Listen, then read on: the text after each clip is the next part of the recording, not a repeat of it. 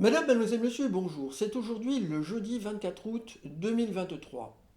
La tension monte aux États-Unis d'Amérique.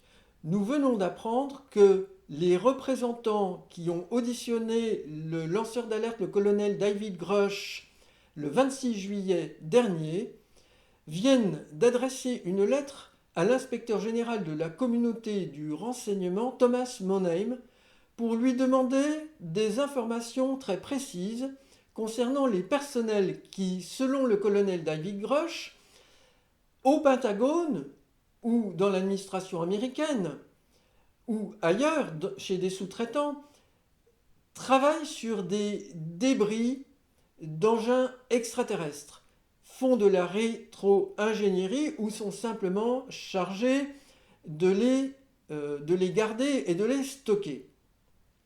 Les représentants ont donné jusqu'au 16 septembre prochain à l'inspecteur général de la communauté du renseignement pour leur répondre. Donc, c'est un pas nouveau très important qui s'apprête à être franchi dans cette affaire très grave. Nous avons appris la mort du général Jean-Louis Georgelin dans une randonnée accidentellement dans les Pyrénées le 18 août dernier.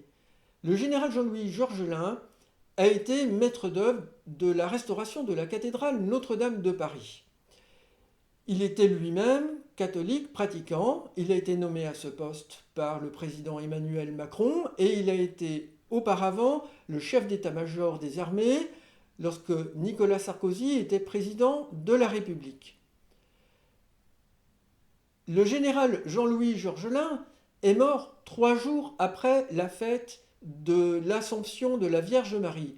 C'est une fête très importante pour les chrétiens. Précisément, c'est à la Vierge Marie que la cathédrale Notre-Dame de Paris dédie son culte.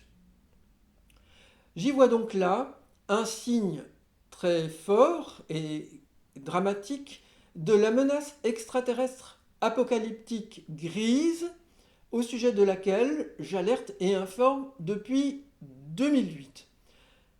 Précisément, ce sont les êtres gris qui sont les auteurs du crop circle qui a été réalisé le 13 août 2023, donc 2 jours avant la fête du 15 août, au Royaume-Uni, à Roundway Hill, près de Devizes.